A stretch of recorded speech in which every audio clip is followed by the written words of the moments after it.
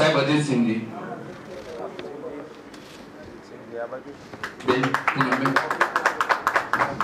जय प्रताप सिंह कदवाल जय प्रताप। उमेदवार ठाकुर साहेब साबलवा।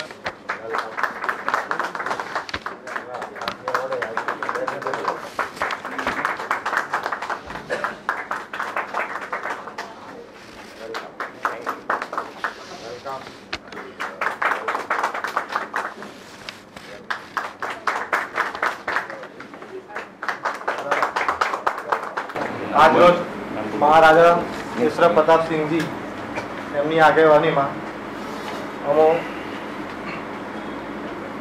રાજા મહારાજા તેમજ ઠાકોરના ફેમિલીથી બિલોંગ કરતા નજીક માઇક્રોફોન રાજી પરિવારો ભેગા થયેલ છે। અમે છેલ્લા 10 વર્ષમાં નરેન્દ્ર મોદી સાહેબજી ખૂબ જ વિકાસ દેખેલો અને આ વિકાસ અમે અમારા જે ભૂતકાળમાં વિકાસ કરતા હતા તે પ્રકારનો જણાઈ આવેલો અને તેઓના વિકાસ તેમજ માનસિકતા અમારી વિચારસરણીથી મળતી આવે છે, જેથી અમો સદર વિચારસરણીને अनुसंधान आगे વધારવા માંગીએ છીએ, જેથી આ વિચારસરણી આગળ વધે અને ગુજરાતમાં આગળ ખૂબ સારો વધુ ને વધુ વિકાસ થાય અને ફરીથી રામ રાજ્ય આવે તેવી ઈચ્છા હેતુસર હું આજ સેવાના ભાવે ભારતીય જનતા પાર્ટીમાં જોડાવાનું નક્કી કરેલ છે।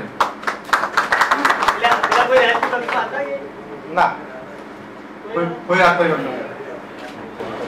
હવે ઓફિશિયલ અનાઉન્સમેન્ટ તો ભલે આજથી થાય, પણ અમે છેલ્લા નરેન્દ્ર મોદી સાહેબ જ્યારથી બીજેપીમાં એમને શરૂઆત કરી ત્યારથી દિલથી તો બીજેપીમાં જ હતા અમે લોકો। એવો કોઈ ઇન્ટેન્સ બીજેપી અપ ટુ મને જ્યારથી મને ખ્યાલ છે કે ભાઈ આપણે નરેન્દ્ર મોદી સાહેબ સીએમ બન્યા અને એમને ગુજરાતનો જે રીતના વિકાસ કર્યો એ દિવસથી લઈને આજ સુધી મેં જોયું ગુજરાત અને બીજા સ્ટેટમાં જમીન આસમાનનો ફરક છે। તો એ દિલથી આપણા દિલમાં જ છે કે બીજેપીમાં જ છીએ, એવું કોઈ જોડાવાનું એ તો થતું જ બધા ઓફિશિયલ અનાઉન્સમેન્ટ થયું। અને છોટાઉદેપુર મહારાજા જેના સાથે અમારા અંગત સંબંધ સારા છે અને એ હિસાબથી અમે એમને પણ સપોર્ટ કરીએ છીએ। છોટાઉદેપુર જિલ્લો જે ડિક્લેર કર્યો મોદી સાહેબે આટલા વર્ષોમાં બીજી બધી ગવર્નમેન્ટ ગઈ એમાં પબ્લિકની જે ડિમાન્ડ હતી એના હિસાબે અમે આમાં જોડાયા છીએ। Thank you. મિત્રો, ગુજરાત પ્રદેશ ભારતીય જનતા પાર્ટી વતી છોટાઉદેપુરના સન્માનનીય મહારાજા ऐश्वर्य प्रताप सिंह जी आज विधिवत रीते भारतीय जनता पार्टी में जोड़ावानो एमणे जे निर्णय कर्यो छे, जोड़ाया छे, एमने हूँ आवकारू छूं। मारो बापू साथे साहित्यिक परिचय हतो, अमे मळेला हता अने ए नाते अमे एकबीजाना संपर्कमां पण हता। આજે તેઓ રાજકીય રીતે ગુજરાતના જાહેર જીવનમાં નરેન્દ્રભાઈ મોદીના નેતૃત્વમાં ભારતીય જનતા પાર્ટી ને સમર્થન આપવા માટે પોતે આગળ આવ્યા। પોતાના પરિચિતો જે રાજવી પરિવારો સાથે એમનો વ્યવહારિક સંબંધોનો દોસ્તી દાવાનો જે સંબંધ હતો એ નાતે જે આગેવાનો જોડાયા છે એ તમામને અંતઃકરણપૂર્વક ગુજરાત ભારતીય જનતા પાર્ટીમાં આવકારું છું। એવોની હમણાં અહીંયાથી પ્રેસમાંથી પણ પૂછાયું કુંવર ચંદ્રસિંહજીને, જેઓ મધ્યપ્રદેશના રાજવી પરિવારના વંશજ છે, વડોદરામાં સ્થિર થયેલા છે।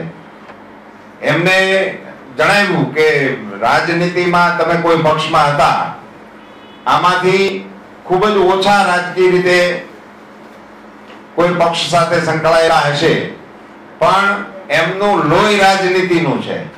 એ રાજનીતિ એમના લોહીમાં હોય છે। એને એમના પૂર્વજોએ શાસન વ્યવસ્થાના સંચાલકો તરીકે જવાબદારીઓ નિભાવેલી છે, એ ખાનદાનમાંથી રાજવી પરિવારના આ સભ્યો ભારતીય જનતા પાર્ટીમાં આજે જોડાયા છે. એ બદલ હું મહારાજા શ્રી ઐશ્વર્ય પ્રતાપસિંહજીને હૃદયપૂર્વકના અભિનંદન આપું છું, એમને ધન્યવાદ પાઠવું છું કે દેશ આખો અને દુનિયા આખી ગુજરાતની વર્તમાન સ્થિતિ ઉપર નજર રાખી રહી છે. પ્રવાહો કઈ દિશામાંથી કઈ દિશા તરફ જઈ રહ્યા છે. આવા ઇતિહાસની અણમોલ ઘડીએ તમે પણ તમારી રાજનીતિજ્ઞતાને જાગૃત કરીને એને સમયસર નિર્ણય લેવાનું જે પગલું ભર્યું છે, એ બદલ આપને અને આપની સાથે જોડાયેલા સૌ રાજઘરાનાના આગેવાનોને હું અભિનંદન આપું છું. ગુજરાતની અંદર એક સુંદર મજાનું સામાજિક સમરસતાનું વાતાવરણ ઊભું કરવા માટે આપ સૌનું યોગદાન ખૂબ જ અગત્યનું રહેશે એવી આશા સાથે પુનઃ આપ સૌને આવકારું છું અને આપ સૌનો આભાર માનું છું. મિત્રો, આપ સૌ જાણો છો, અમે પ્રેસમાં આવવાનું થાય ત્યારે અમને આમ પૂછતા હો છો તમે, અને અમારા આદરણીય મુખ્યમંત્રી શ્રીના પ્રવચનોની પછી એવી કોમેન્ટો સાંભળવામાં આવતી હોય છે કે આ તો ગુજરાતની ચૂંટણી છે, આમાં દિલ્હીનું શું છે? હવે હાગમટે દિલ્હી આવી ગયું છે. આવી ગયું છે ત્યાં સુધી તો વાંધો નહીં, પણ આપણને એમ હતું કે અહીંના લોકોને જ ગાળું બોલતા આવડે છે, એ લોકો એની જેને હવાઈ બોલે છે. ગુજરાતની આ ચૂંટણી યોગાનું યોગ દિવાળીના પર્વ ઉપર આવી છે. આ લોકશાહીનું પર્વ છે. ખૂબ જ આનંદ અને ઉલ્લાસથી ગુજરાતની જનતા આમે આ પર્વને ઉજવતી હોય છે.